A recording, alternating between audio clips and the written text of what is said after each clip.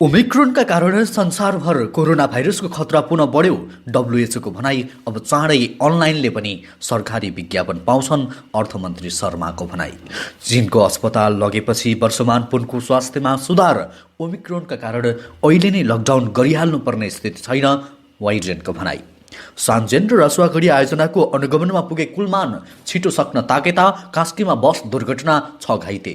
अझै किन खोलिएन रेलको घुम्टो, ओलीको मजाक सर्दै अस्ट्रेलियाले फेरि बन्द गर्यो सीमानाका। उड्न लागेका नेपाली पनि रोकिए। चर्चित कार्यक्रम चलाइरहनुभएका आदरणीय रमेश प्रसाईलाई पुत्री लाभ। प्रधान न्यायाधीश जबरालाई कोरोना संक्रमण, एपीएफ अस्पतालमा भर्ना। मेस्सीले जिते 7औं पटक बालोन डिओर अवार्ड, रोनाल्डो 6औं स्थानमा। रेखा थापाको दाबी, प्रकाश चन्द लोहनीको समर्थन लिङ्गदेनलाई मलाई केपी ओली मन पर्नुहुन्छ। विदेशबाट फर्किएकालाई विमानस्थलमा कडाई। सान्जिन र रसुवागढी आयोजनाको निर्माण छिटो सक्न ताकेता। बेलायतले नर्सिङ क्षेत्रका श्रमिक मागेपछि नेपालले थाल्यो गृह कार्य। देशभर आंशिक बदली वर्षा, हिमाली भेगमा हिमपातको सम्भावना। न्यायाधीशका नाममा 20 लाख उठाउने महिला पक्राउ। नेमार चोटका कारण 8 साता मैदान बाहिर रहने लगायतका दिनभरका केही महत्त्वपूर्ण र काम लाग्ने समाचार आजको यस भिडियोमा। दर्शकवृन्द, युट्युब च्यानल इन्फो खबरको समाचार बुलेटिनमा तपाईँलाई हार्दिक स्वागत छ। आज पनि केही महत्त्वपूर्ण दिनभरका काम लाग्ने समाचारको साथमा म सन्तोष कठायत उपस्थित भइसकेको छु। पुरा समाचार अत्यन्तै धेरै महत्त्वपूर्ण भएकाले अन्तिमसम्म हेर्नुहोला र समाचारलाई लाइक गर्न, कमेन्ट गर्न, त्यसैगरी साथीभाइमा सेयर गर्न नबिर्सिनुहोला। साथै हाम्रो समाचारलाई कुन ठाउँबाट हेर्दै हुनुहुन्छ र हाम्रो युट्युब च्यानलमा नयाँ हुनुहुन्छ भने सदैव ताजा र सत्य समाचारको लागि हाम्रो युट्युब च्यानललाई अहिले नै सब्स्क्राइब गर्नुहोला। समाचारको सुरुमा फेरि कोरोना भाइरस बढेको प्रसङ्ग। विश्व स्वास्थ्य संगठन डब्ल्युएचओले कोरोना भाइरसको नयाँ भेरिएन्ट ओमिक्रोनका कारण संसारभर संक्रमण असाध्यै बढ्ने खतरा पैदा भएको चेतावनी दिएको छ। स्वास्थ्य संगठनले सोमबार संसारका केही क्षेत्रमा यसको गम्भीर परिणाम हुन सक्ने बताएको छ। डब्ल्युएचओका प्रमुख डाक्टर टेड्रोसले एकपटक पुनः धनी देशलाई गरिब देशलाई खोप उपलब्ध गराउन अपिल गर्दै कोभिड-19 को खतरा अहिले नै नरोकिएको चेतावनी दिए। यो महिनाको सुरुवातमा दक्षिण अफ्रिकामा यो नयाँ भेरिएन्टबारे पत्ता लागेको हो।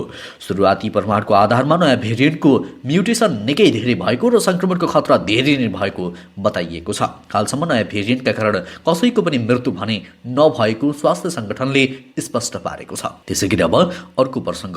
सुनौलीबाट म्याग्दीका लागि छुटेको यात्रुवाहक बस मंगलबार बिहान कास्कीमा दुर्घटना हुँदा 6 जना यात्रु घाइते भएका छन्। 1 जनाको अवस्था चिन्ताजनक रहेको छ। 5 जनाको उद्धार गरी पोखराका अस्पतालहरूमा उपचारका लागि पठाइएको प्रहरीले जनाएको छ। लुएख 7768 नम्बरको बस कास्कीको अन्नपूर्ण गाउँपालिका 3 पाउदुरमा बिहान 6 बजेर 50 मिनटमा सडकबाट अन्दाजी 30 मिटर तल खसेको कास्की प्रहरीका प्रवक्ता डीएसपी सुन्दर तिवारीले बताउनुभयो। उनका अनुसार 1 जना यात्रु बसले किचिएको अवस्थामा रहेका छन्। तत्कालै हेभी इक्विपमेन्ट नभएकाले अहिले उनलाई जमिन खनेर निकाल्ने प्रयास भइरहेको छ। उनले बिहानै हामीलाई जानकारी गराएका थिए। त्यसैगरी अब अर्को प्रसङ्ग। 14 महिना अघि जयनगर कुर्था सडक खण्डमा रेल चलाउने भन्दै भारतबाट 2 थान रेल तामझाम सहित भित्राइयो। सरकारले आवश्यक तयारी बिनै 84 करोड रुपियाँ खर्चेर 2 थान रेल जनकपुर ल्याएको थियो। रेल ल्याएको 14 महिना बित्यो, तर नेपाल रेलवे कम्पनीले अहिलेसम्म न त कर्मचारी व्यवस्थापन गर्न सकेको छ, न त रेल सञ्चालन सम्बन्धी कुनै कानुन नै तयार पारेको छ। रेल चलाउने बजेट समेत छैन। रेललाई तिरपालले छोपेर राखिएको छ। तिरपालको घुम्टो कहिले उग्रिन्छ होला थाहा छैन। सरकार र रेलवे कम्पनीको चरम लापरवाहीले करोडौं मूल्यको रेल सञ्चालनमा नआउँदै बिग्रिने हो कि भन्ने आशंका उब्जिएको छ। नेपाल रेलवे कम्पनीका महाप्रबन्धक गुरु भट्टराईका अनुसार अहिलेसम्म सरकारले जयनगर कुर्था रेल सञ्चालन नै गर्न नचाहेको दावी गर्छन्। सत्तारूढ दलकै शीर्ष नेता माधव कुमार नेपालले केपी शर्मा ओलीले मजाक गर्न रेल ल्याएको सार्वजनिक अभिव्यक्ति दिइरहेका छन्। त्यसैगरी अब अर्को प्रसङ्ग। प्रधान न्यायाधीश सोलेन्द्र शमशेर जबरालाई कोरोना भाइरसको संक्रमण देखिएको छ। सर्वोच्च अदालतका प्रवक्ता बाबुराम दाहालका अनुसार जबरालाई कोरोना संक्रमण पुष्टि भएको बलम्बु स्थित सशस्त्र प्रहरी अस्पतालमा उनी भर्ना भइसकेका छन्। प्रधान न्यायाधीश जबरालाई कोरोना संक्रमणका कारण निमोनियाको लक्षण पनि देखिएको छ। जबराको स्वास्थ्य अवस्था स्थिर रहेको अस्पतालका डाक्टर प्रवीण नेपालले हामीलाई जानकारी दिए। सोमबार बिहान पीसीआर परीक्षण गर्दा उनमा संक्रमण पोजिटिभ देखिएको थियो। त्यसैगरी अब अर्को प्रसङ्ग। बेलायतले नर्सिङ क्षेत्रका श्रमिक लैजाने प्रस्ताव गरेपछि नेपालले यसबारे गृह कार्य सुरु गरेको छ। नेपालले नर्सिङ क्षेत्रमा आफूलाई 1 लाख जना श्रमिक आवश्यक परेको र नेपालबाट पनि लैजान इच्छुक रहेको भन्दै श्रम सम्झौताको प्रस्ताव पठाएको छ। श्रम रोजगार तथा सामाजिक सुरक्षा मन्त्रालयका सहसचिव बिनु बज्राचार्यको संयोजकत्वमा कार्यदल बनाएर तयारी सुरु गरेको मन्त्रालयका प्रवक्ता सहसचिव जन्जुराज घिमिरेले हामीलाई बताउनुभयो। कार्यदलमा परराष्ट्र मन्त्रालय, कानुन मन्त्रालय, शिक्षा मन्त्रालय, चिकित्सा तथा शिक्षा आयोग र वैदेशिक रोजगार विभागका प्रतिनिधि सदस्य रहेका छन्। कार्यदललाई आवश्यक गृह कार्य गरेर बेलायतलाई गर्नुपर्ने प्रस्ताव तयार पारेको बताइएको छ। त्यसैगरी अब अर्को प्रसङ्ग, बलात्कार मुद्दामा पक्राउ परेका चिनिया नागरिकलाई छुटाइदिने भन्दै 20 लाख ठगी गरेको आरोपमा एक महिला पक्राउ परेकी छन्। काभ्रे पनौती घर भई बुढा नीलकण्ठ बस्ने रबिना थापालाई प्रहरीले पक्राउ गरेको छ। गत असारमा पक्राउ परेका चिनिया नागरिक लिउ युलाई छुटाइदिने भन्दै उनको श्रीमतीसँग थापाले 20 लाख रुपियाँ लिएकी थिइन्। मन्जु ओलीसँग लिएर पैसा लिएको उनले प्रहरीलाई जनाएकी थिइन्। ओली फरार छिन्। महानगरीय अपराध महाशाखाले उनलाई पक्राउ गरेको हो। न्यायाधीश चिनेको र घुस खुवाएर छुटाइदिने भन्दै उनले पैसा लिएकी थिइन्। त्यसैगरी अब अर्को प्रसङ्ग, नेकपा माओवादी केन्द्रका स्थायी समिति सदस्य पूर्व अर्थमन्त्री वर्षमान पुनको स्वास्थ्यमा सुधार देखिएको छ। गत शुक्रबार बेङ्ककबाट थप उपचारका लागि चीनको सेन्जेन स्थित third people's hospital of Shenzhen लगेर सोही दिनबाट उपचार सुरु गरिएको थियो।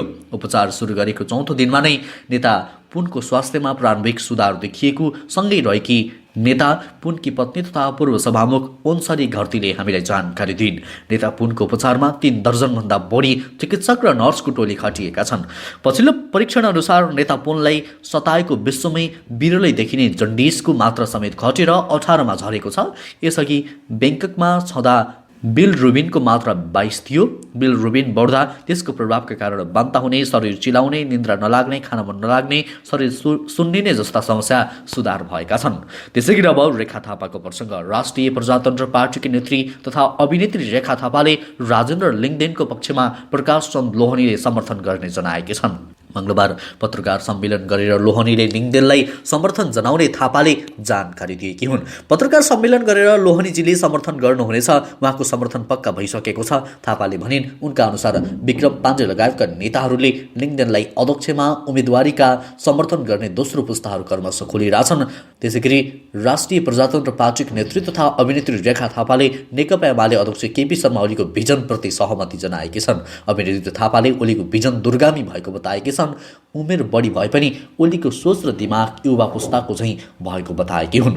त्यसैगरी अब रमेश परसाई र नन्दा सिंह ठकुरीको प्रसङ्ग, भर्खर वक्ता एवं अहिले ग्यालेक्सी 4K टेलिभिजनबाट लालमोहर जस्तो चर्चित कार्यक्रम चलाइरहनुभएका आदरणीय रमेश परसाईलाई पुत्री लाभ भएको छ।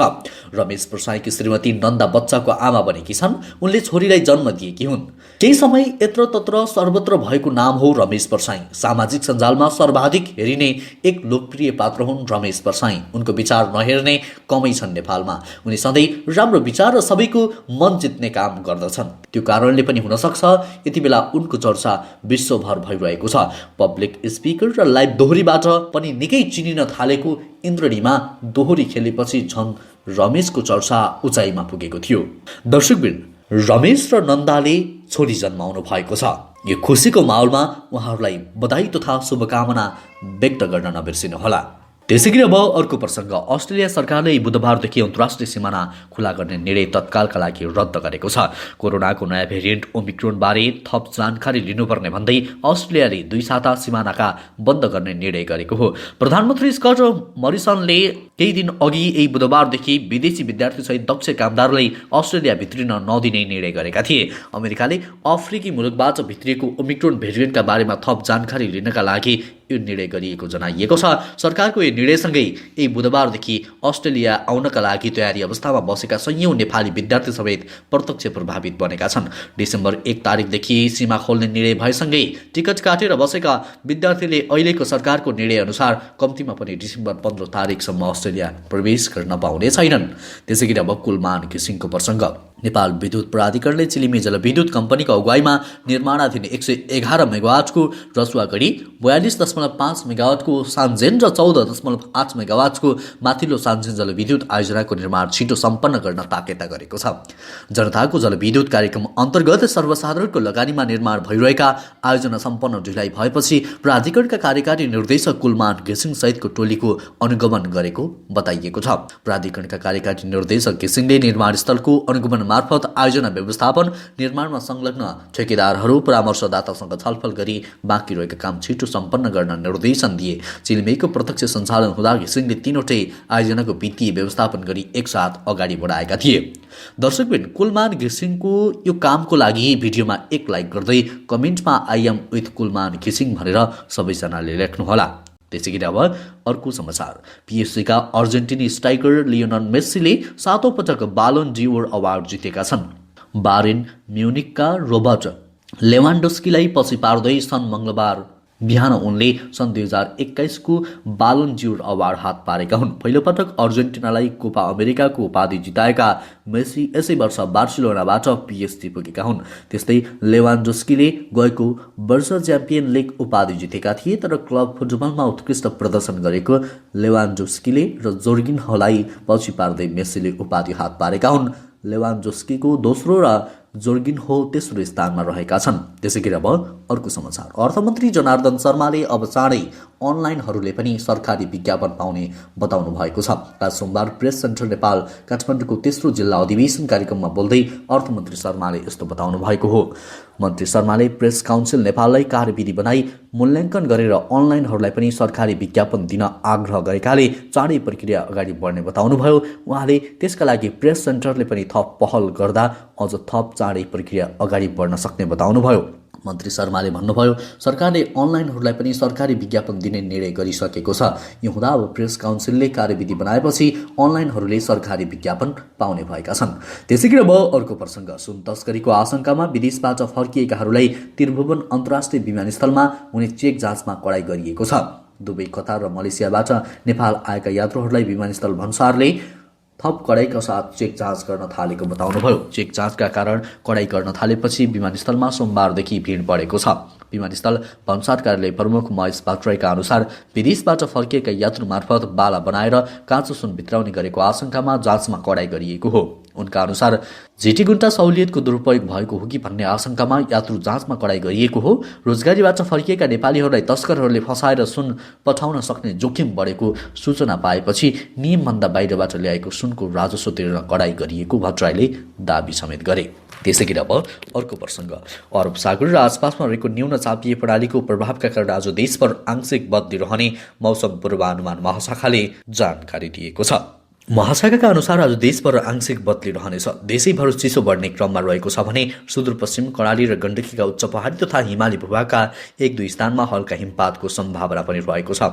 राति सुदूरपश्चिम कर्णाली र गण्डकी प्रदेशको पहाडी भूभागमा सामान्य बदली तथा बाँकी भूभागमा आंशिक बदली रहनेछ। सुदूरपश्चिम कर्णाली र गण्डकी प्रदेशको उच्च पहाडी तथा हिमाली भूभागको 1-2 स्थानमा हल्का हिमपातको सम्भावना रहेको महाशाखाले जनाएको छ। त्यसैगरी अब खेल समाचार। French club Paris Saint Germain का फरवार्ड नेमार 8 हप्ता मैदान बाहिर रहने भएका छन्। कुनाको चोटका कारण 29 वर्षीय ब्राजिलियन फरवार्ड नेमार 8 हप्ता मैदान बाहिर रहने क्लबले जनाएको छ। पीएसजीका अनुसार नेमारको देब्रे घुँडाको लिगामेन्टमा चोट लागेको छ। फ्रेन्च लिग अन्तर्गत सेन्ट इटियन विरुद्ध 3-1 को जित हात पारेको खेलमा नेमार घाइते भएका थिए। नेमारले अब फ्रेन्च लिग 1 का 7 खेल गुमाउनेछन्। त्यस्तै च्याम्पियन्स लिगको 1 खेल पनि गुमाउनेछन्। फ्रेन्च लिग 1 मा शीर्ष रहेको पीएसजीले दोस्रो स्थानको रेन्समाथि 12 अङ्कले अग्रता बनाएको छ। पीएसजीले डिसेम्बर 7 मा च्याम्पियन्स लिग अन्तर्गत क्लब ब्रगसँग खेल्ने तालिका रहेको छ। त्यसैगरी अब आजको अन्तिम समाचार। अमेरिकी राष्ट्रपति जो बाइडेनले ओमिक्रोन भेरिएन्टका कारण अहिले नै लकडाउन लगाइहाल्न पर्ने स्थिति नभएको बताउनु भएको छ। बाइडेनले ओमिक्रोन कोभिड भेरिएन्ट चिन्ताको कारण त हो, तर तनावको कारण नभएको बताएका छन्। यो बयान बाइडेनले उत्तरी अमेरिकामा ओमिक्रोनको संक्रमण देखिएको पछि उनले भने, यदि मानिसहरूको भ्याक्सिन लगाएका छन्, मास्क लगाइरहेका छन् भने अहिले नै लकडाउन गर्नुपर्ने स्थिति छैन। क्यानाडामा ओमिक्रोन भेरिएन्ट भेटिएको छ र अमेरिकाले सावधानी स्वरूप 8 अफ्रिकी देशमाथि यात्रा प्रतिबन्ध लगाएको छ। हवस् त दर्शक, अहिलेलाई केही चर्चामा रहेका महत्त्वपूर्ण र काम लाग्ने समाचारको सिलसिला यति नै। हरेक दिन बिहानै ताजा र सत्य समाचारको लागि हामीलाई लाइक, कमेन्ट, शेयर अनि सब्सक्राइब गर्नुहोला। हवस् त अहिलेलाई भने म लगायत हाम्रो सम्पूर्ण टिमलाई बिदा दिनुहोस्। नमस्कार।